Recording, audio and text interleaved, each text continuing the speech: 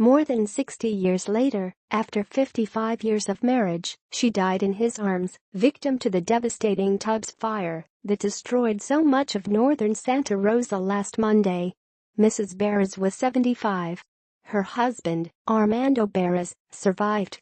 Mrs. Berriz's love for her husband in many ways defined her, their children said. Theirs was a passionate partnership built on a hard rock foundation of trust and joy. To the very end they held tight to one another in a swimming pool behind the Santa Rosa house where they'd been vacationing with family when the fire exploded around them. When they couldn't escape the flames by car, the Berrizes held hands and jumped into the water where they hoped to outlast the inferno. They were inseparable. They were just amazing, said son-in-law Luis Oken. They were the type of couple that you want to emulate, that you strive to be. Mrs. Berriz was born June 24, 1942, in Havana, Cuba, where she lived until fleeing with her family to Miami in the 1950s. She'd started dating Armando by then, and the couple stayed in touch with letters, sometimes writing daily.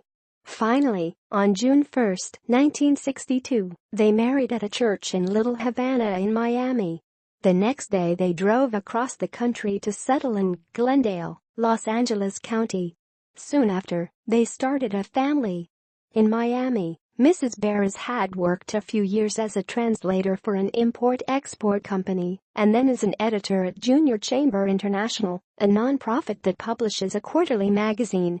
The bulk of her career was at United Airlines, where she worked for 26 years in various departments. When she retired, she and her husband traveled widely and enthusiastically. They moved to a home in Apple Valley in San Bernardino County, but even living away from their children and grandchildren, Mrs. Berriz was always the heart of the family. I talk to her every day, said daughter Monica Oken. It's an amazing bond that I had with her. I will forever try to be like her. In addition to her husband, her daughter Monica and her son-in-law Luis, Mrs. Berriz is survived by daughter Carmen T. Berriz, son Armando J. Berriz and daughter-in-law Catherine Berriz, and 7 grandchildren.